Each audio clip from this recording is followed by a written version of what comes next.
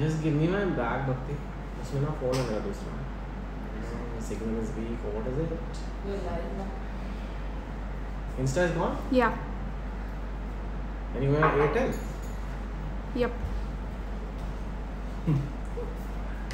Okay, hi guys. Sharad, say hello to Instagram. Hello everyone. My friends on Instagram. I'm also just trying to get this YouTube thing going, guys. So just bear with me.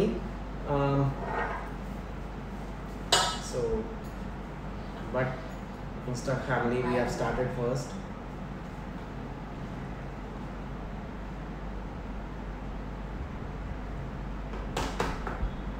Okay, we have multiple networks here, so I think one of them should work. Disable this.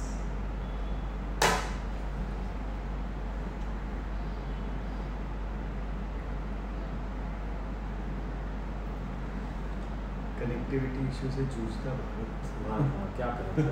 I have so many networks, but we are just doing that. But we will.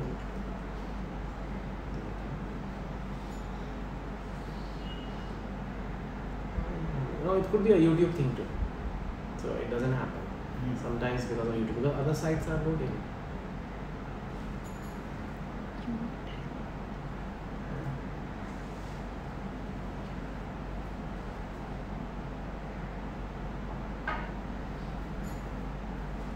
Going to open page. This is working. Now we try this. Lucky this time. Okay. I am here with Sharad. Hi, Instagram people. I'm here. मैं अपने बहुत अच्छे दोस्त के साथ भी हूँ और एक तरह से कोवर्कर के साथ भी हूँ और एक और राइटर के साथ भी हूँ और बड़े ही इंटरेस्टिंग शख्सियत है शरद. आप उधर देखेंगे तो इंस्टाग्राम की दुनिया है और यहाँ देखेंगे तो यूट्यूब की दुनिया है जो हम अभी लगा रहे हैं. और इनको आज जो खास मौका शरद से मैं कोई भी बात कर सकता हूँ, वो शरद की नई बुक आई है 90s वाला प्यार. शरद आगे हो. क्या नाम है किताब का और कवर भी बड़ा इंटरेस्टिंग है, राइट? 90s वाला प्यार का जो कवर है गाइस, इसमें एक कैसेट है. अब आप में से जो बहुत से लोग दिख रहे हो तो शायद 90s में ही पैदा हुए हैं, है ना? सही है कि नहीं? और उनको मैं ये बताना चाहूँगा कि उस टाइम पे जो शायद आपने नहीं यूज़ किया होगा, ये कैसेट्स होते थे. Why don't I let Sharad only explain. Sharad, welcome to my insta live. बताइए इस बुक के बारे में, राइट फ्रॉम द कवर, और ये क्या कहानी है? ओके, कवर के बारे में ये बताना चाहूँगा कि ये जो कैसेट है बेसिकली ये उस टाइम की बात है जब पेन ड्राइव नहीं होते थे, सीडी प्लेयर भी नहीं होता था, तब ये ब्लूटूथ से एक दूसरे को गाना देना नहीं होता था, एप्पल म्यूज़िक नहीं होता था, ये बाकी जितने भी प्लेटफॉर्म्स हैं वो नहीं होते थे, यूट्यूब नहीं था. तब ये कैसेट्स हुआ करती थी जिन पे कि आपको जो पसंद होता था, जो इंसान, उसके लिए हम लोग गाने भरवा के उसे गिफ्ट दिया करते थे.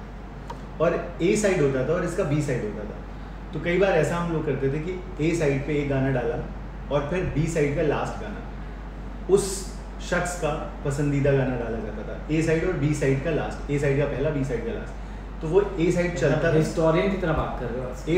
ए चलता था एंड देन टर्न करके बी का लास्ट गाना, ताकि वो इंसान, उसे कोई टेंशन ना हो, उसे कोई दिक्कत ना हो. तो ये 90s वाला प्यार में ये कैसेट इसलिए डाली क्योंकि ये उस ज़माने के प्यार का बहुत ही इंपॉर्टेंट हिस्सा. मुझे अब तक याद है ये जो बीच में सेंटर है, कई बार ये लिटरली गाइस टेप होता था, ये टेप निकला भी हुआ है. वो टेप जो है उसको आपको कई बार निकल जाना था बाहर और उसको पेंसिल डाल के गोल गोल घुमा के रिवाइंड करते थे. रिवाइंड जो आज भी हम रिवाइंड बोलते हैं, अगर आप नोट किया जाए तो वो वाइंड है. वाइंडिंग मतलब एक एक्चुअली कोई रस्सी है, कोई वो है, वो एक्चुअली टेप को वाइंड है. तो ये एक्चुअली रिवाइंड ट्रिविया. एनीवे, पर कवर तो इंटरेस्टिंग है ही. आप जरा किताब के बारे में बताइए कि क्या है ये? एक कहानी है, कहानी संग्रह है, क्या है? ये 8 कहानियाँ हैं इसमें. 8 कहानियाँ 90s वाला प्यार अगर कहें तो ये कोई ऐसा नहीं कि 1990 से लेके 1999 तक के टाइम को मैंने पिक किया है, नहीं. बेसिकली 90s वाले प्यार का जो इमोशन होता है, जहाँ पे चिट्ठियाँ लिखी गई हैं, जहाँ पे आप मिस कॉल आपने फ़ोन पे मारा, या किसी के पीछे स्कूटी भगाई है या साइकिल भगाई है, ऐसे बहुत सारे इमोशंस हैं जिसको हम 90s का इमोशन कहते हैं. तो उन सारे इमोशंस के साथ ये 8 कहानियाँ बनाई हैं।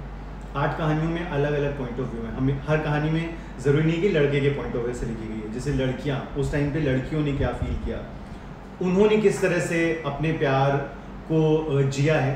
तो ऐसी छोटी छोटी कहानियाँ हैं, छोटी छोटी बातें।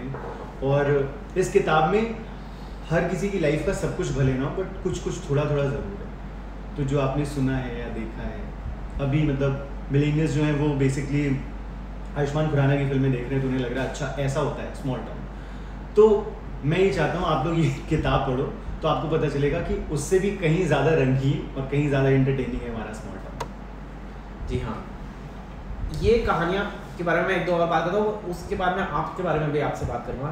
तो ये 8 कहानियाँ जो हैं, ये एक्चुअली छोटी सी बुक है, which is in I would say good thing, because आजकल लोगों को डर लगता है मोटी मोटी किताबें पढ़ने का। तो सिर्फ 150-151 पेज की किताब है, तो उसमें अगर 8 कहानियाँ तो एवरेज तो 150 डिवाइड बाई 8, 150 डिवाइड बाई 8 क्या होता है गाइस? हम दोनों का मैथ थोड़ा कमज़ोर है, बट 20 पेज से भी। अरे वाह, वेरी स्मार्ट शरद। तो शरद जी इंजीनियर है, डॉक्टर, आप डॉक्टर हैं, MBBS की पढ़ाई छोड़ने लगा था। देखिए कितने ऐसे इंजीनियर के बगल में बैठा, कितने इंजीनियर जिसने इंजीनियरिंग नहीं की और डॉक्टर जिसने डॉक्टरी नहीं की। तो आप चलिए आप ही के बारे में बात कर लेते हैं, फिर आएंगे इन 8 कहानी की तरफ फिर से। तो शरद, आप मेडिकल कॉलेज में थे, आपने छोड़ा और राइटर बने, और आप एकता कपूर के साथ भी आपने काम किया। ज़रा एक संक्षेप में बता दीजिए कि तो आपका जन्म कानपुर में हुआ, आप नॉर्मल घर में जैसे लाइक बहुत से लोग हैं पढ़ रहे हैं, आप भी पढ़ के मेडिकल कॉलेज गए।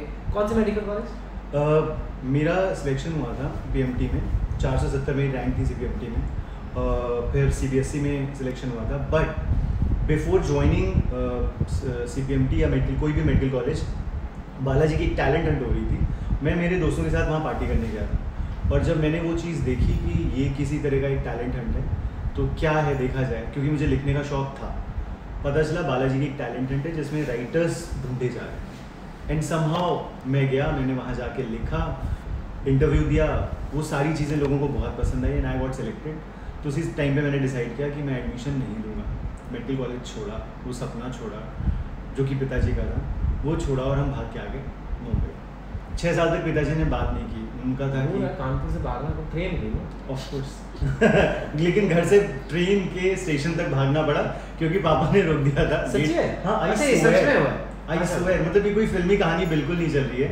पिताजी अगर देख रहे होंगे तो वो उस चीज़ को फ्लैश आएगा उन्हें और वो और गुस्सा होंगे। मुझे ये कहानी पहले से पता है, और मैं आपको दोस्तों एक बड़ी इंटरेस्टिंग टिडबिट बताता हूँ। मुझे कैसे पता है, कई साल पहले, पता नहीं क्यों मैंने नच पर लिए क्या जज बना था 2015 के सीजन में। एंड जब मैं उसमें जज बना था तो शरद उसमें पार्टिसिपेंट थे, शरद और मृणाल की जोड़ी थी। आप अगर कहीं देखें तो शरद मृणाल के अभी भी वीडियोस होंगे यूट्यूब पे बहुत सारे, और वहीं पे मेरी शरद से बात हुई थी। और आई वुड से उस पूरी टीम में शायद आज तक दोस्ती मेरी शरद से ही बनी हुई है, बिकॉज ये राइटर थे और मृणाल के साथ थे जो आज भी अभिनेत्री हैं। आपने देखा होगा उन्हें, बाटला हाउस वगैरह फिल्में उन्होंने करी हैं। एंड शरद और वो थे, तो शरद से मैं जब जज था तो मैंने इनकी कहानी पूछी थी, तो उन्होंने बताया था मुझे कि कैसे राइटर बने और मेडिकल कॉलेज छोड़। तो आप कॉलेज भी नहीं गए हैं? नहीं। Very good. वो सफ़ेद वाला कोट पहनना रह गया था। अच्छा, उसके पहले ही मैं भाग गया। हाँ। तो आप आए और उसके बाद आपने बहुत सारे सक्सेसफुल शोज करे हैं जो आप जो इंस्टाग्राम पे the viewers must be seen, और definitely your parents have seen, they are the highest TRP shows, तो आपको ही देख रहा है तो बहुत तो ज़रा बताइए कुछ शोज़ के नाम जो आपने लिखे हैं। शुरुआत तो मैंने की थी कसौटी 1 से, उसका सीज़न 2 भी आ चुका है। तो कसौटी 1 से की थी 2005 में। 2005 में मैं जब भाग के आया था, I was just 18 years old, और कुछ पता नहीं था इस ट्रेड के बारे में, बट समहाउ बालाजी ने हमें ग्रूम किया इन हाउस राइटर रख के, और धीरज सरना जिनके अंडर में मैंने ट्रेनिंग ली। तो धीरे धीरे ये चीज़ मतलब ये राइटिंग की विधा जो है वो यहीं पे आगे डेवलप हुई। कहानियाँ बनाने का शौक़ था, बट समहाउ यहाँ पे सीखा उस काम को। कहानी घर घर की, क्योंकि सास भी कभी बहू थी जैसे शोज़ का हिस्सा रहा। देन उसके बाद अभी हाल फिलहाल जो सुपर हिट शोज़ है, जैसे एक शक्ति शो आता है कलर्स पे, हमेशा से टॉप 5 में रहा है, स्वराग्नि, या ऐसे बहुत सारे शोज़ रहे हैं जो मतलब मैं 50 से ऊपर लिख चुका हूँ, तो यार आधे तो शोज़ के नाम भी नहीं आ रहे। बट TV क्योंकि डेली सोप कहते हैं तो बहुत सारी मेहनत ऑफ कोर्स लगती है, but at the same time fun journey रही, बहुत मज़ेदार जर्नी। और लगा कि चलो अच्छा किया, डॉक्टरी नहीं की, मतलब मैं बेकार डॉक्टर बनता, वहाँ पे भी कहानियाँ सुना रहा होता लोगों को। वो भी अच्छा ही काम है, उससे भी लोग ठीक हो जाते हैं, मुझे तो लगता है ऐसे। तो ये जो आपने ये आपकी पहली बुक है? हाँ जी। फर्स्ट टाइम आपने बुक लिखी है। अब तक आपने इतने सारे शोज लिखे, कितने अभी भी आपका आपने कहा कि आपका शो चल रहा है शक्ति, जिसके कितने एपिसोड हो गए हैं? 1200 एपिसोड ऑलमोस्ट। 1200, और वो चालू है जी। तो 1200 एपिसोड मतलब if I am not wrong कितनी बार आता है? कि हर रोज जैसे आधे घंटे का शो है, तो आप सोच लीजिए 1200 एपिसोड, तो साल में सैटरडे संडे तो नहीं आता? नहीं। हाँ, तो 250 एपिसोड है। 4 साल हो चुके हैं, 4-5 साल से वो चले ही जा रहा है, और वो चल रहा है। और फिर आपने तो आप लोग आजकल बुक्स छोड़ के फिल्में लिख रहे हैं, टीवी लिख रहे हैं, वेब लिख रहे हैं, आप वहाँ पे थे और वहाँ से बुक्स में क्यों आए? लॉकडाउन हुआ ना, तो लॉकडाउन में लोगों ने बहुत सारा मतलब अपनी हॉबीज शुरू की होंगी अपना पूरी करना। मेरे लिए ये था कि जब हम डेली सोप लिखते हैं तो वो, क्योंकि वो डेली का काम है, बहुत सारा टाइम, बहुत सारा एफर्ट उन्हीं कहानियों के लिए लगता है। तो ऐसे में मेरे पास और जो कहानियाँ हैं या और जो बातें हैं, उन्हें कहने का कोई साधन नहीं मिल रहा था। लॉकडाउन हुआ, वो ब्रेक मिला, तो मुझे लगा ये मैं जो इतनी कहानियों से भरा हुआ हूँ, बहुत इंपॉर्टेंट है इन कहानियों को एक प्लेटफॉर्म मिले। आप फिल्म लिखने जाते हो या आप वेब सीरीज़ लिखने जाते हो, वो काफ़ी टाइम टेकिंग प्रोसेस है। तो मैंने कहा क्यों ना इनको एक किताब की शक्ल दी जाए, और थैंकफुली हिंदी युग मुझे मिल गया पब्लिशर के तौर पे, तो एक बढ़िया प्लेटफॉर्म मिल गया, मेरी कहानियाँ बन गई, और बस मैंने कहा कि लोगों तक पहुँचाई जाए। और एक बड़ी इंटरेस्टिंग चीज़ जो मैं इसमें देख रहा हूँ कि जैसे वर्ड लिखे हुए हैं कि मैंने तुम्हें बहुत डिस्टर्ब किया है। हाँ। तो जैसे आप डिस्टर्ब, देवनागरी में भी डिस्टर्ब लिखा हुआ है। आपने बहुत ऐसी भाषा, हिंदी की बुक है लेकिन इसमें बहुत सारी, जैसे ये सामने मैंने ऐसी, वो सिर्फ साइन करती है, आपने लिखा है। आपने ये नहीं लिखा कि वो सिर्फ हस्ताक्षर करती है, हस्ताक्षर करती है, और रुको वीडियो कॉल लगाएगा प्रेग्नेंट लेडी। एक देखिए, मैं रैंडमली देख रहा हूँ, एक प्रेग्नेंट लेडी सामने आई, एक गर्भवती महिला नहीं लिखा आपने जी। तो ये कैसे आपने भाषा चुनी है? इसके पीछे क्या थिंक है? बहुत इंटरेस्टिंग लगा मुझे। सबसे बड़ी बात ये कि हिंदी इंग्लिश, हिंदी के साथ साथ इंग्लिश और उर्दू के शब्द जो है ना, वो हिंदी में आजकल ऐसे आ चुके हैं ना कि वो हमारी आम बोलचाल की भाषा हो गई है। तो मेरा जो थॉट है वो इसके पीछे यही है कि हम ऐसी भाषा का चुनाव करें जिसको पढ़ते हुए ना लोगों को ये ना लगे कि मैंने कुछ अलग भाषा में कुछ अलग बात कहने की कोशिश की। ऐसा लगे कि आपस में एक दूसरे के साथ बैठ के लिविंग रूम में बात कर रहे हैं, और कोई उनका एक अपना दोस्त है जो उनको एक कहानी सुना रहा है। इसको हमने नई वाली हिंदी का हैशटैग दिया हुआ है कि ये वो नई वाली हिंदी है जो आजकल हम यूज़ कर रहे हैं। और कुछ वर्ड्स तो हमने इंग्लिश में ही लिखे हुए हैं, जैसे फ्रस्ट्रेटिंग, सिचुएशन, इमरजेंसी, तो वो क्या, उस पर क्या थॉट है?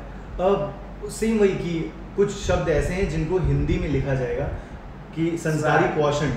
हाँ। तो अगर हम क्वॉशंट को हिंदी में लिखेंगे, देवनागरी में लिखेंगे, तो शायद लोगों तक नहीं समझ पाएगा। हाँ। तो ये मुझे बहुत अच्छा लगा, and as a writer I agree कि एक रीज़न ये है कि लोगों ने जो हिंदी की किताबें पढ़ना कम कर दिया कि उनको वो हिंदी बहुत ही प्योर, मतलब प्योरिस्ट जो कहते हैं, साहित्य मानने लगते हैं कि साहित्य तो ये भी है, पर पर भाषा वो जब तक लोगों को समझ नहीं आएगी तो वो ज़रूरी नहीं है कि कठिन भाषा या मोर कॉम्प्लेक्स लैंग्वेज ही साहित्य है, ऐसा नहीं होता है। थॉट भी है कि अगर आपको अपनी बात कहनी है तो भाषा कभी वो माध्यम नहीं बनता, इमोशंस माध्यम बनते हैं किसी तक अपनी बात अगर पहुंचानी है। तो अगर इमोशंस करेक्ट हैं तो लोगों तक वो बात पहुंच जाएगी, फिर भाषा कोई भी हो। हाँ, तो ये 8 स्टोरीज हैं, इनमें से सारी तो आप ऑब्वियसली हमने डिस्कस करें, कोई एक स्टोरी बताइए किस बारे में है, उससे लोगों को जिससे आइडिया हो जाए बाकी भी किस टाइप की होंगी, एंड ऑफ कोर्स पूरी स्टोरी मत बताइए, बट जस्ट इंट्रोडक्शन। जैसे इसमें एक कहानी, 2 कहानियों के बारे में बात करूँगा। एक पहली कहानी जैसे राहुल नाम तो सुना होगा, तो ये उस टाइम का एक बहुत ही हिट डायलॉग है कि राहुल नाम तो सुना ही होगा। हाँ।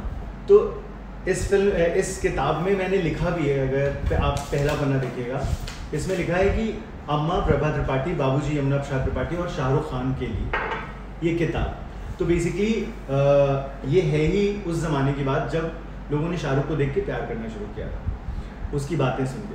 तो राहुल नाम तो सुना होगा, एक ऐसी कहानी है जहाँ पे एक लड़का चैटिंग के थ्रू कैसे एक लड़की से मिलता है, और ये वो टाइम है जब चैटिंग के लिए हमें 80 रुपये प्रति घंटा देना पड़ता था इंटरनेट कैफे पे। हाँ।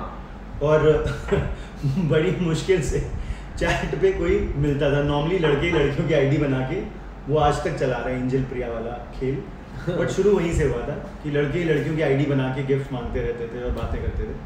तो ये ऐसी एक लड़की की कहानी है जो एक लड़की से बात करता है ऑनलाइन, उससे मिलने जाता है और फिर उसकी इस पूरी जर्नी में राइट फ्रॉम कि जब वो पहली बार उससे मिला, ऑनलाइन उससे चैट की और फिर उससे मिलने गया, इस पूरी जर्नी में उसके साथ क्या क्या होता है और जब वो मिलने जाता है तब क्या धमाका होता है उसकी ज़िंदगी में, ये इस पूरी कहानी का एक सार है। Very nice. और दूसरी जो एक कहानी है तो मतलब टेक्नोलॉजी भी आप लाए हो कहानियों में? बिल्कुल, और उस ज़माने की जो बात है। और दूसरा जो लोटा परेड कहानी है गांव में पली बड़ी एक ऐसी लड़की की जो IAS बनती है और IAS बन के वो वापस अपने गांव आई है अपने गांव के बारे में पता करने के लिए, वहीं उसी क्षेत्र में पोस्टेड होके, और कैसे जब वो वापस आ रही है तो उसे अपने गांव से रिलेटेड पुराने सारे फ्लैशेस आते हैं एंड देन शी रियलाइजेस कि उसका वो 90s वाला जो बचपन था उसमें उसने गांव की किन किन परिस्थितियों को जिया है और आज वो परिस्थितियाँ और परिवेश किस तरह बदले हैं। That's the whole story all about. Very nice. ये बहुत ही इंटरेस्टिंग साउंड कर रहा है और सिर्फ 20-20 पेज की, जैसे आपने कहा 18-18 पेज की कहानी तो बहुत ईजी है। जिनको ये बुक पढ़नी है वो कैसे प्राप्त कर सकते हैं? सिर्फ एक तो आपने प्राइस भी बहुत कम रखी है, पब्लिशर को कांग्रेट्स की, 150 रुपये की ये किताब है जी। और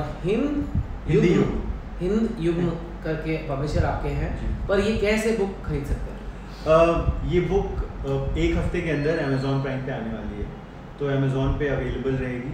उसके अलावा हिंद युग्म से भी आप डायरेक्टली कांटेक्ट करके बेसिकली अमेज़ॉन पे आप ऑनलाइन खरीद सकते हैं, अमेज़ॉन पे ऑनलाइन सकते हो। हाँ, और वर्कशॉप्स में भी होगा कुछ 1-1.5 महीने के अंदर। अभी जैसे रायपुर मेला शुरू हो रहा है, बुक का मेला, तो अभी किताबें क्योंकि अभी जस्ट रिलीज हुई है ये, तो अब धीरे धीरे शुरू होगी, तो बुक स्टोर पे भी 1 से 2 महीने के अंदर मिलनी शुरू हो जाएगी।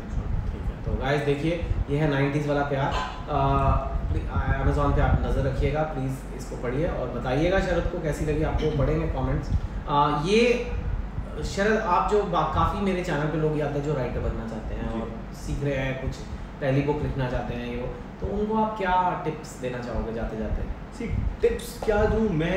2 चीज़ें जो बहुत इंपॉर्टेंट है, वो एक की अवेयरनेस होनी चाहिए आपको अपनी क्राफ्ट को लेके। अगर आप झूठ बहुत अच्छा बोल लेते हो तो आप राइटर बन सकते हो। अगर आप, और ये बात सच है, इसका मतलब मैं बहुत बड़ा झूठा हूँ हो सकते हैं सर मैं तो जिंदगी भर यही कर रहा हूँ।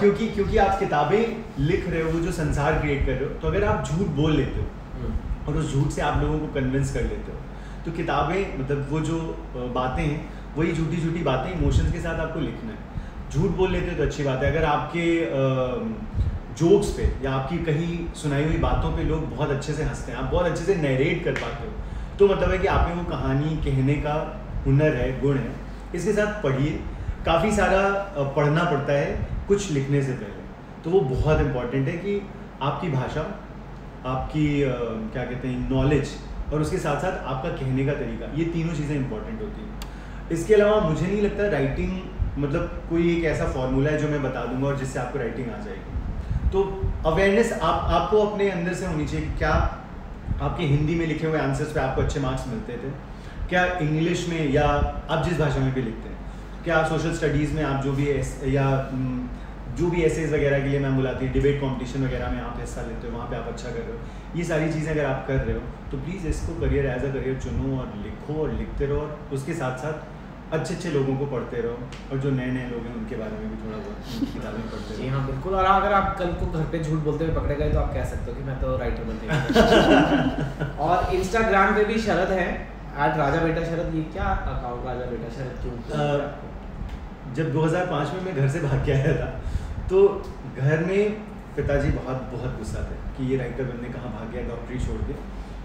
वहाँ से आने के बाद पहली बार जब जीमेल पे बैठा मैं, तो मुझे शरद त्रिपाठी के नाम से कुछ नहीं मिल रहा था, तो मैंने कहा क्या करूँ, और फिर वो इमोशन बहुत हाई थे कि नहीं मैं तो घर का लायक बेटा हूँ।